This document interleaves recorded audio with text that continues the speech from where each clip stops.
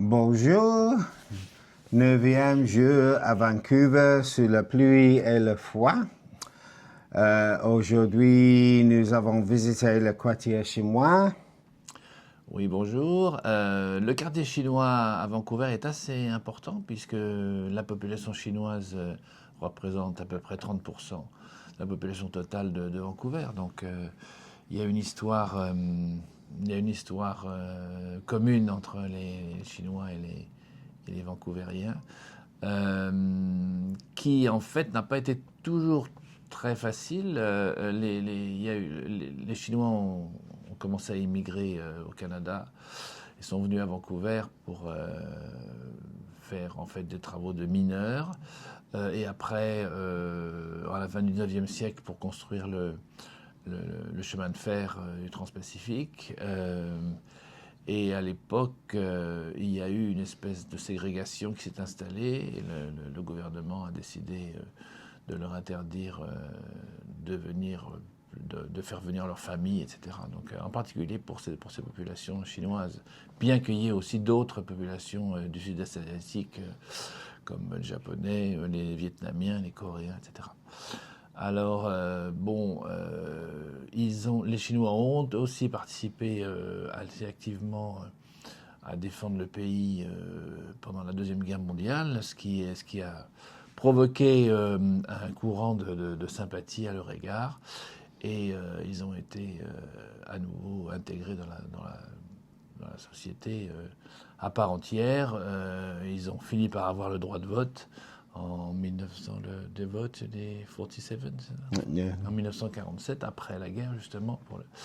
Et donc voilà, il y a d'ailleurs dans le quartier chinois un monument qui représente d'ailleurs l'idéogramme stylisé d'un mot qui veut dire centre, avec deux statues en bronze, une d'un soldat et une d'un mineur ou d'un. Enfin, il a une pelle sur le dos, donc il pourrait être mineur, il pourrait être aussi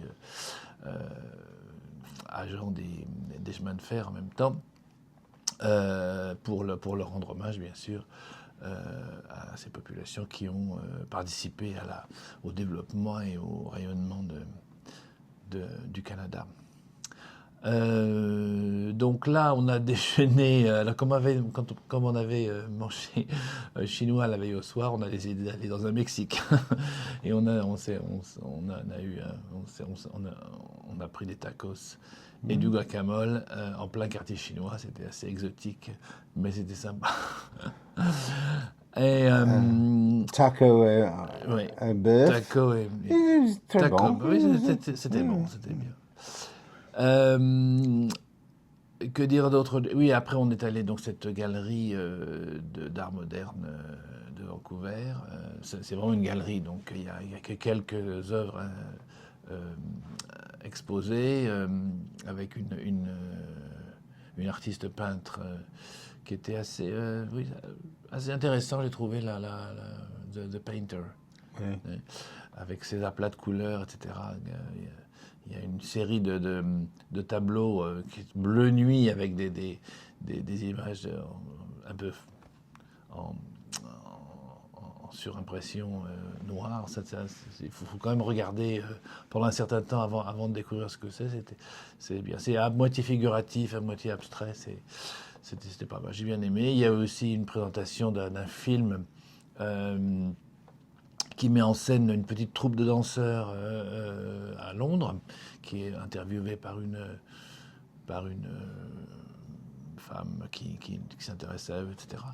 Et qui était c'est pas mal, assez intéressant aussi, très années 80, avec le mouvement queer. Donc c'était pas mal.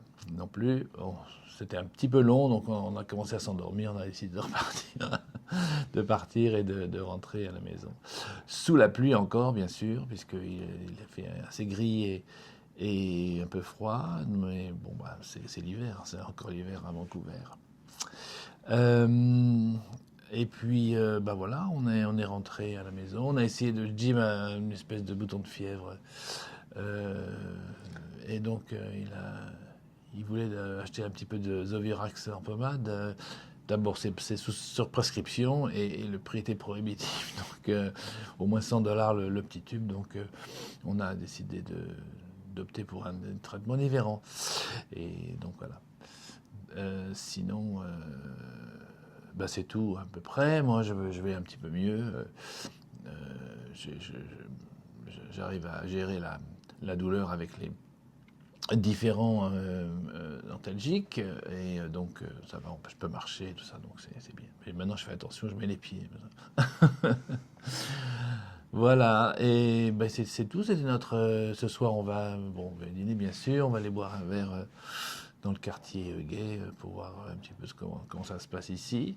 Et on vous dit bonsoir et on se revoit demain. Au revoir. Au revoir.